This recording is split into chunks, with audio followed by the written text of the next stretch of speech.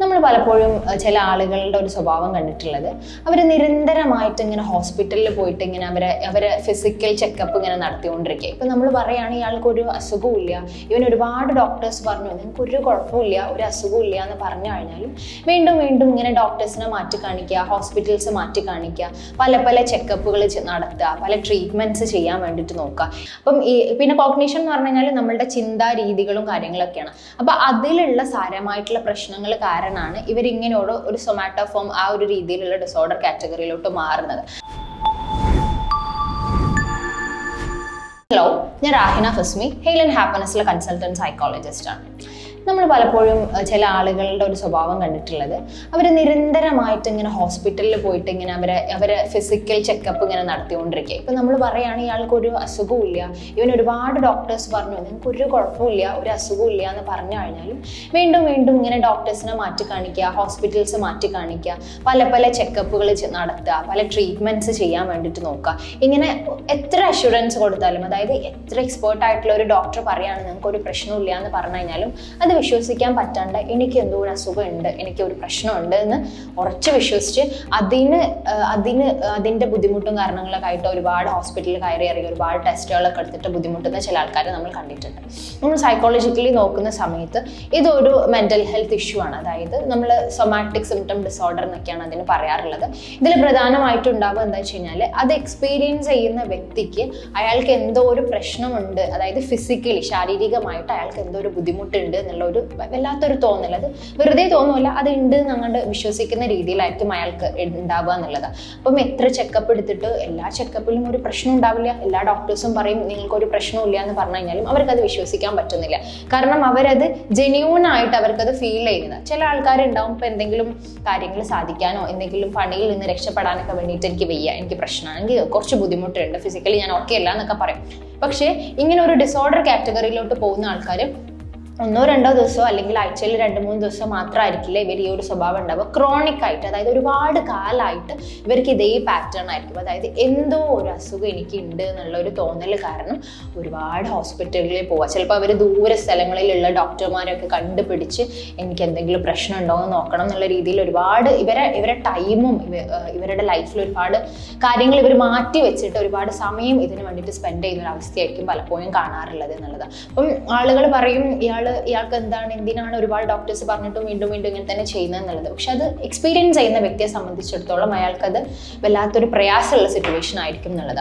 അപ്പോൾ നമ്മളിതൊരു ഡിസോർഡർ കാറ്റഗറിയിലോട്ട് മാറണം എന്നുണ്ടെങ്കിൽ ഞാൻ നേരത്തെ പറഞ്ഞ പോലെ ഒരു ക്രോണിക് ആയിരിക്കണം ഈ സിംറ്റംസ്. അതായത് ഇതിൻ്റെ ലക്ഷണങ്ങൾ ഇന്ന ഒരു അസുഖം ഉണ്ട് എന്നുള്ളൊരു തോന്നൽ കാരണം ഭയങ്കരമായിട്ട് അയാളുടെ എല്ലാ ഫങ്ഷനിങ്ങിനെയും ബാധിക്കുന്ന രീതിയിൽ അത് മാറിയിട്ടുണ്ട്, അതൊരുപാട് കാലമായിട്ട് അങ്ങനെ തന്നെ ഉണ്ട് എന്നുണ്ടെങ്കിലൊക്കെയാണ് ഇതൊരു ഡിസോർഡർ കാറ്റഗറിയിലോട്ട് മാറാറുള്ളൂ എന്നുള്ളത്.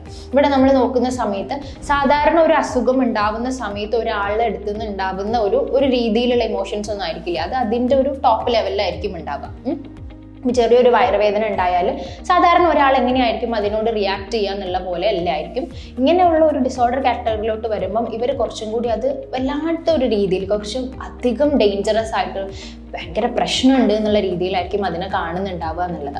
ഇപ്പം നമ്മൾ പല ആൻസൈറ്റി ഡിസോർഡേഴ്സിലൊക്കെ ഉള്ള പോലെ തന്നെ ഇവിടെ ഉണ്ടാകുന്ന ഒരു പ്രധാനപ്പെട്ട കാരണം എന്താ വെച്ച് കഴിഞ്ഞാൽ ഇവർ വല്ലാണ്ട് ഹൈപ്പർ സെൻസിറ്റീവ് എന്ന് പറഞ്ഞു കഴിഞ്ഞാൽ നമ്മളുടെ ശരീരത്തിൽ ഉണ്ടാകുന്ന ചെറിയ മാറ്റങ്ങൾ, നമ്മളുടെ എല്ലാവരും ശരീരത്തിൽ നമ്മൾ ഏത് സിറ്റുവേഷൻസിനാണോ ഫേസ് ചെയ്യുന്നത് അനുസരിച്ചിട്ട് ചെറിയ മാറ്റങ്ങൾ ഉണ്ടാവും. ചിലപ്പോൾ നമ്മളുടെ ഹാർട്ട് ബീറ്റ് കുറച്ച് കൂടുന്ന സിറ്റുവേഷൻസ് ഉണ്ടാവും, ചിലപ്പോൾ നമുക്ക് വിരവിൽ വരാം, അല്ലെങ്കിൽ നമ്മളുടെ സൗണ്ടിൽ ചെറിയ മാറ്റം വരാം, ചിലപ്പോൾ നമ്മൾ എന്തെങ്കിലും ഒരു സിറ്റുവേഷനിൽ എത്തുമ്പോൾ വല്ലാണ്ട് ഇങ്ങനെയുള്ള കാര്യങ്ങളൊക്കെ ഉണ്ടാവും. അപ്പോൾ ഇവരെ സംബന്ധിച്ചിടത്തോളം, ഈ ഡിസോർഡർ ഉള്ള ആൾക്കാരെ സംബന്ധിച്ചിടത്തോളം ഇവരിങ്ങനെ ഇവരുടെ ശരീരത്തിൽ വരുന്ന ചെറിയ മാറ്റങ്ങൾ വല്ലാണ്ട് ശ്രദ്ധിക്കും. നോർമലി ഒരാൾ ശ്രദ്ധിക്കുന്നതിനേക്കാൾ കൂടുതലായിട്ടുള്ള ഒരു ഇൻപുട്ട് ഇവർ അതിലോട്ടിടും. ചെറുതായിട്ട് എവിടെയെങ്കിലും വേദന ഉണ്ടായാലോ, ചെറുതായിട്ട് എവിടെയെങ്കിലും ശരീരത്തിൽ എവിടെയെങ്കിലും ഒരു ബുദ്ധിമുട്ട് ഫീൽ ചെയ്താലൊക്കെ അത് വല്ലാണ്ട് അങ്ങോട്ട് ശ്രദ്ധിച്ചിട്ട് അപ്പം ഇവർ ഒരുപാട് കോൺസെൻട്രേഷൻ അങ്ങോട്ട് കൊടുക്കുന്നതുകൊണ്ട് തന്നെ ഇവരുടെ മൈൻഡ് ഓട്ടോമാറ്റിക്കലി എന്താ ചെയ്യുക വെച്ച് കഴിഞ്ഞാൽ ഇതെന്തോ ഒരു പ്രശ്നമാണ് എന്നുള്ള രീതിയിൽ ചിന്തിക്കാൻ തുടങ്ങും. കാറ്റസ്ട്രോഫ് ചെയ്യാന്നാണ് നമ്മൾ പറയാം. അതായത് ഭീതിജനകമായിട്ടുള്ള രീതിയിൽ ആ ഒരു കാര്യത്തിന് അവർ ചിന്തിച്ച് വലുതാക്കി കൊണ്ടുവരും. അങ്ങനെ അത് അവരൊരു ഓവർ എസ്റ്റിമേറ്റ് ചെയ്യുക, അതായത് എന്തോ ഒരു പ്രശ്നമുണ്ട് എനിക്ക് എന്നുള്ള രീതിയിലായിരിക്കും എത്തുന്നുണ്ടാവുക. ഇപ്പം നമ്മൾ ചെറിയൊരു എക്സാമ്പിൾ പറയുകയാണെങ്കിൽ, ചെറിയൊരു വയറുവേദന ഉണ്ടാകുമ്പോൾ നോർമലി നമുക്ക് ഇടയ്ക്കൊക്കെ ഉണ്ടാകുന്ന വയറുവേദന സാധാരണ കുഴപ്പമില്ലാത്ത ആൾക്കാരാണെങ്കിൽ അത് അങ്ങനെ വിടും. പക്ഷേ ഇവർ ചെറിയൊരു വയറുവേദന ഉണ്ടാകുമ്പോഴത്തേക്ക് അതിൽ ഒരുപാട് ഫോക്കസ് കൊടുക്കും, എന്തോ പ്രശ്നമുണ്ട് എന്ന് മനസ്സിലാക്കും. പിന്നെ അത് ഒരു ഡേഞ്ചറസ് സിറ്റുവേഷൻസിലോട്ട് മാറ്റി പറഞ്ഞു കഴിഞ്ഞാൽ എൻ്റെ വയറ്റിൽ എന്തെങ്കിലും ഒരു ബുദ്ധിമുട്ടുണ്ട്, അൾസർ അധികം കൂടി ഭയങ്കര പ്രശ്നമാകുന്ന രീതിയിലോട്ട് എത്തിയിട്ടുണ്ട്, എനിക്കപ്പോൾ ഞാൻ എന്തോ മരിക്കാൻ പോകുന്ന അത്രയും വലിയൊരു പ്രശ്നമുണ്ട് എന്നുള്ള രീതിയിൽ ഇവർ ചിന്തിച്ച് കാട് കയറിയിട്ടായിരിക്കും പലപ്പോഴും പല ഹോസ്പിറ്റലുകളിൽ ഒരുപാട് കയറി പോകുന്നുണ്ടാവുക എന്നുള്ളതാണ് ഈ ഒരു സൊമാറ്റിക് സിംപ്റ്റം ഡിസോർഡർ ഉള്ള ആൾക്കാരിൽ നമുക്ക് പലപ്പോഴും കാണാറുള്ളത്. പലപ്പോഴും ഈ ഒരു ഡിസോർഡർ ഉള്ള ആൾക്കാർ കൂടുതലും നമ്മൾ സാധാരണ ഫിസിക്കൽ ഹോസ്പിറ്റൽസിലായിരിക്കും, അതായത് ഒരു സൈക്കോളജിസ്റ്റിൻ്റെ അസിസ്റ്റൻസ്, ഒരു സൈക്കാട്രിസ്റ്റിൻ്റെ അസിസ്റ്റൻസ് ഒന്നും ആയിരിക്കില്ല ഇവർക്ക് കൂടുതലും കിട്ടുക. കാരണം ഇവർക്ക് അത് ഇവരുടെ ശരീരത്തിലുള്ള പ്രശ്നമാണ് എന്ന് വിചാരിച്ചിട്ടാണ് പലപ്പോഴും. അപ്പോൾ ഇവരെ നമ്മൾ കാണുക സാധാരണ ഹോസ്പിറ്റലിലാണ് കാണുക. അവിടുന്ന് ഡോക്ടേഴ്സ് പറയും പ്രശ്നമില്ല, പൊഴിക്കോളൂ, തിരിച്ചു പൊഴിക്കോളൂ, മരുന്നിൻ്റെ പ്രത്യേകിച്ച് ആവശ്യമൊന്നുമില്ല, നിങ്ങൾക്ക് യാതൊരു പ്രശ്നമില്ല എന്ന് പറയും. പക്ഷേ ഇത് ഇവർക്ക് അക്സെപ്റ്റ് ചെയ്യാൻ പറ്റില്ല. അപ്പോൾ ഇവിടെ നമ്മൾ നോക്കുന്ന സമയത്ത് ഇതൊരു സൈക്കോളജിക്കൽ പ്രശ്നമാണ് ഇവർക്ക് ഇവിടെ ഉള്ളത്. ഇത് ഇവരുടെ പെർസെപ്ഷൻ്റെയും കോഗ്നിഷൻ്റെയും പ്രശ്നമാണ്. അങ്ങനെ പറഞ്ഞു കഴിഞ്ഞാൽ നമ്മൾ ഒരു കാര്യത്തിനെ എങ്ങനെയാണ് നോക്കി കാണുന്നത് എന്നുള്ളത് അനുസരിച്ചിട്ടാണ് നമ്മളുടെ ബ്രെയിൻ അത് എടുക്കുക. നമ്മൾ ഏതൊരു കാര്യം, ഇപ്പം നമ്മൾ ഒരു പ്രശ്നമാണെന്നുണ്ടെങ്കിലും ചില ആളുകൾക്ക് ഒരു പ്രശ്നമേ ആയിരിക്കില്ല, കാരണം അത് അവർ നോക്കി കാണുന്നതിലുള്ള വ്യത്യാസം കൊണ്ടാണ് അങ്ങനെ സംഭവിക്കുന്നത്. അപ്പം പിന്നെ കോഗ്നിഷൻ എന്ന് പറഞ്ഞു കഴിഞ്ഞാൽ നമ്മളുടെ ചിന്താ രീതികളും കാര്യങ്ങളൊക്കെയാണ്.